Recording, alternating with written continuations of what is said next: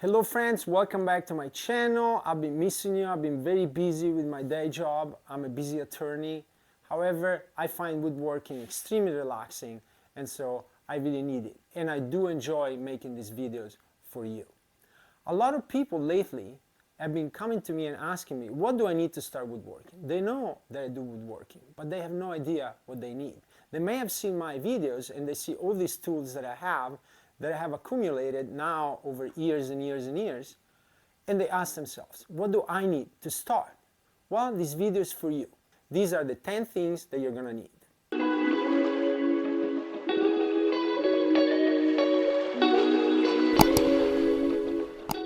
The only power saw you need to start is a circular saw. There are options for all budgets, from corded to cordless. A circular saw will allow you to easily make crosscuts using a speed square as a guide, and also in a circular saw you can regulate the depth of the blade as well as the inclination. You can make cuts, for example, that are not 90 degrees but 45. In addition, circular saws are great for breaking down sheet goods like plywood. Here I'm using a Craig AccuCut guide, but you don't need that. You can use any straight edge like a piece of wood that you clamp down to guide your cut. You don't need hundreds of clamps to start woodworking. In my opinion, all you need is 4 of these clamps in the 18 to 24 inch size. And I suggest that you also buy 4 of these smaller clamps. These are 8 inches. These are great to hold material still while you're driving in pocket screws, doing glue ups, or in general, they function as a third hand while you're woodworking. I also suggest, if you can, although it's not mandatory, to buy a couple of these 90-degree clamps. These are great to hold material still and drive in pocket screws while you're building drawers or cabinets. Then, as your woodworking grows, by any means, buy more clamps. You can buy parallel clamps and buy pipe clamps and all kinds of fancy clamps. But to start woodworking, the ones I showed you, in my opinion, are all you need.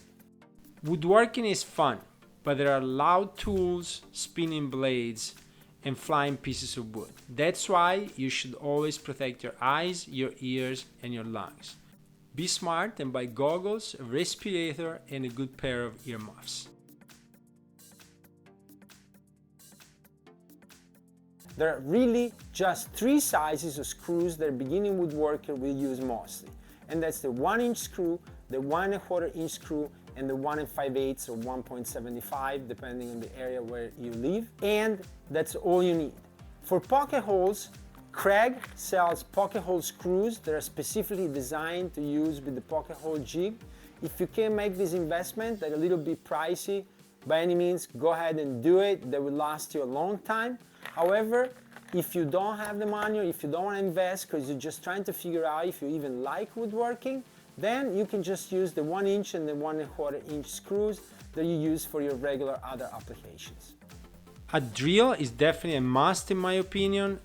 As with circular saws, there are options for all kinds of budgets. Just buy the best one that you can afford, cordless if you can, because this tool is essential for pre-drilling wood and then driving in screws, and so having a cordless one will make your life a lot easier. Later on, you may also want an impact driver, but it's not necessary to start.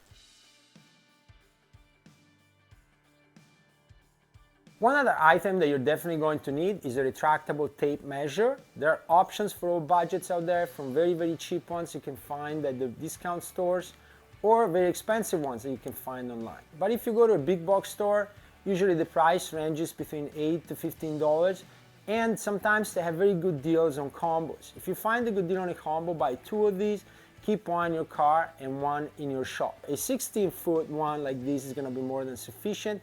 But my suggestion to you is that if you do a lot of outdoor projects, or you want to build a deck, patios, or stuff like that, that you get yourself also a 25-foot long one. And get glue. You will need lots and lots of glue to be a woodworker. My suggestion for you, don't buy the small container, buy yourself the gallon container and you won't regret it. I use Tide Bond, but there are various different options in the market. Just try what works best for you. A pocket hole jig is another essential tool that you will need.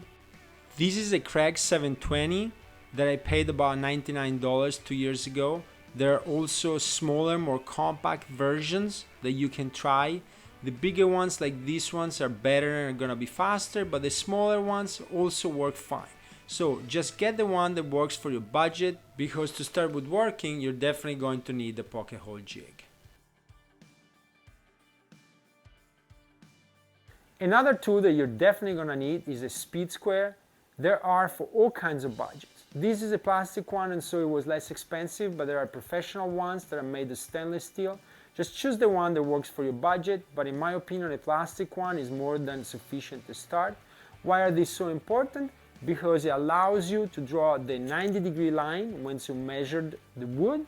In addition, it serves as a guide for your circular saw to make a crosscut, and also it allows you to calculate cuts that are less than 90 degrees.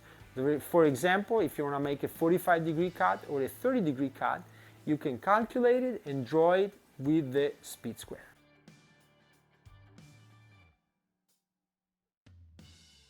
On any of your pieces, before you apply finish, whether it is paint or whether it is stain or any other type of finish, you're gonna need to sand the piece. Only sanding will take your piece to the next level and prepare it to receive the finish. You could use an orbital sander and that would be faster, but it's really not mandatory to have an orbital sander.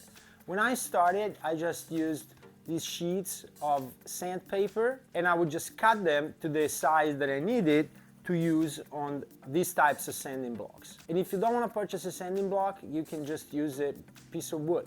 Or you can use some of these sanding blocks that come pre-made like this. And with regard to the grits, you should buy 80, 120 and 220 to start at least. And then if you also have 320 and 400, then you're gonna be able to finish your job better.